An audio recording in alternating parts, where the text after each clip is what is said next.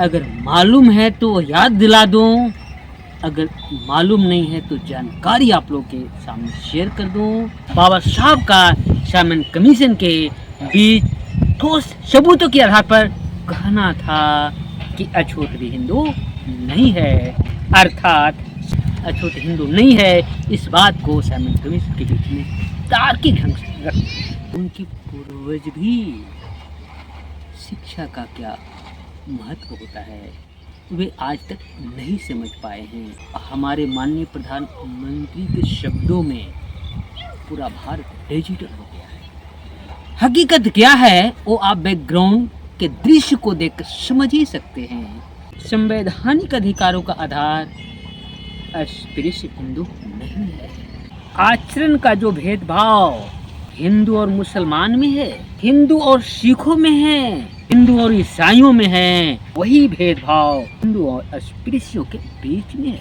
Recently advance vision आधारित तथ्यों से अवगत कराते रहेंगे और ऐसे विचार एडवांस विजन बेस्ड जो आइडियाज है से ताल्लुकात रखने वाले लोगों के ग्रुपों में इस वीडियो को शेयर करें। भारत के संविधान निर्माता बोधिसत्व बाबा साहब अम्बेडकर के मिशन कर्मा को गति देने के लिए अपनी नैतिक कर्तव्यों को अग्रसर होना, हिंदू से अलग होने की वजह से जो अधिकार मुसलमानों, सिखों एवं ईसाइयों को मिले हैं वे अधिकार अस्पृश्यों को भी मिलना चाहिए। नमस्ते साथियों, मैं शिव प्रसाद और बुद्ध रत्न मगध विश्वविद्यालय से छात्र बोध गया बिहार से।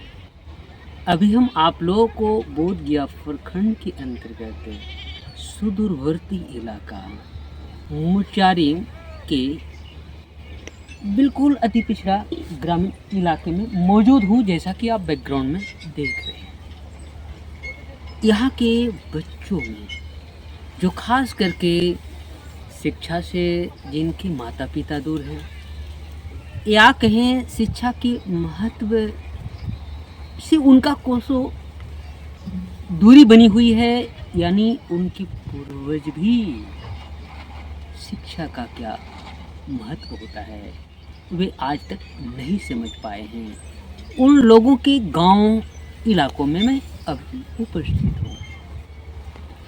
इनके बीच हम बाबा साहब अम्बेडकर के जो मिशन कर्मा है उसी के दिशा में आगे बढ़कर अपने दायित्वों को, यानी सामाजिक दायित्वों को लेकर इन लोगों के बीच मौजूद है। मेरी एक छोटी सी प्रयास है कि जो हमारे समाज के लोग, कहने को तो हमारे माननीय प्रधानमंत्री के शब्दों में पूरा भारत डिजिटल हो गया है। हकीकत क्या है वो आप बैकग्राउंड के दृश्य को देखकर समझ ही सकते हैं कि ऐसे बहुत सारे हमारे देश के सुदूरवर्ती इलाका है जहां इस डिजिटल इंडिया के वक्त भी लोग बुनियादी सुविधाएं से वंचित है। तभी तो उन लोगों का जो घर है वो देख रहे हैं झोपड़ी झुंगी झोपड़ी नुमा है। खैर, हम आगे आपका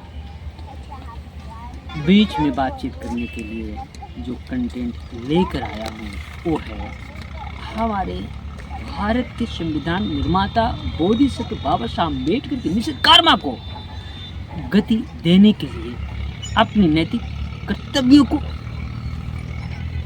अग्रसर होना। अभी हम यहाँ पर हैं और यहाँ पर बोधिसत्व बाबा साहब डॉक्टर भीमराव अम्बेडकर का एक कथन रहा है, संवैधानिक अधिकारों का आधार अस्पृश्य हिंदू नहीं है। साथियों, आप सभी को अगर मालूम है तो याद दिला दूं, अगर मालूम नहीं है तो जानकारी आप लोग के सामने शेयर कर दूं कि बाबा साहब अम्बेडकर 1931 में साइमन कमीशन के द्वारा बुलावा आया था। यह साइमन कमीशन के लेकर बाबा साहब अम्बेडकर को अपनी कम्युनिटी और देश की वास्तविक हालात को प्रकट करने की बारी या मौका मिला तो उन्होंने स्पष्ट ब्रिटिश गवर्नमेंट के सामने रखे थे कि संवैधानिक अधिकारों का आधार मुख्य तौर पर हमारे देश में अस्पृश्य हिंदू नहीं है।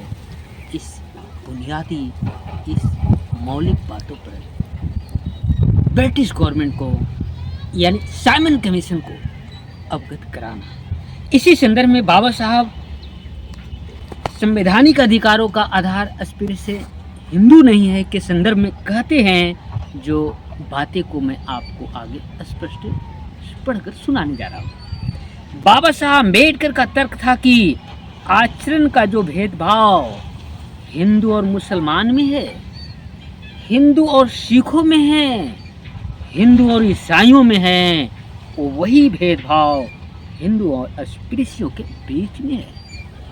ये लाइनें स्पष्ट करता है कि जब हिंदू मुसलमान एक नहीं है, हिंदू सिख एक नहीं है, हिंदू ईसाई एक नहीं है, तो सेम इसी तार्किक आधार पर बाबा साहब का साइमन कमीशन के बीच ठोस सबूतों के आधार पर कहना था कि अछूतरी हिंदू नहीं है, अर्थात संवैधानिक अधिकारों का आधार मूलभूत रूप से अछूत हिंदू नहीं है। इस बात को साइमन कमीशन के बीच में तार्किक ढंग से रखते। यह भेदभाव बहुत गहन और विस्तृत है।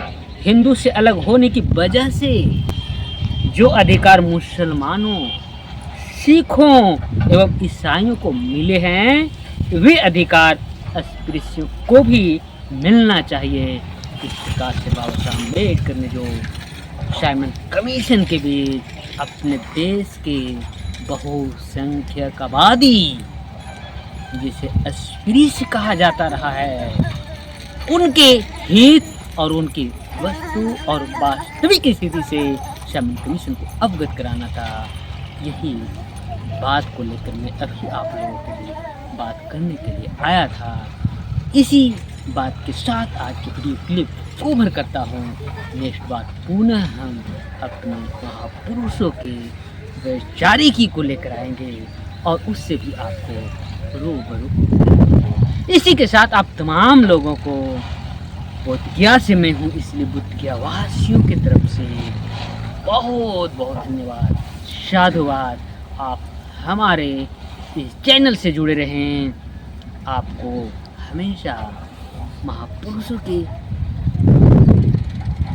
रिसेंटली एडवांस विजन आधारित तथ्यों से अवगत कराते रहेंगे और ऐसे विचार रिसेंट एडवांस विजन बेस्ड जो आइडियाज है उससे ताल्लुकात रखने वाले लोगों के ग्रुपों में इस वीडियो लिंक को शेयर करें, लाइक करें और इसे सब्सक्राइब करना न भूलें।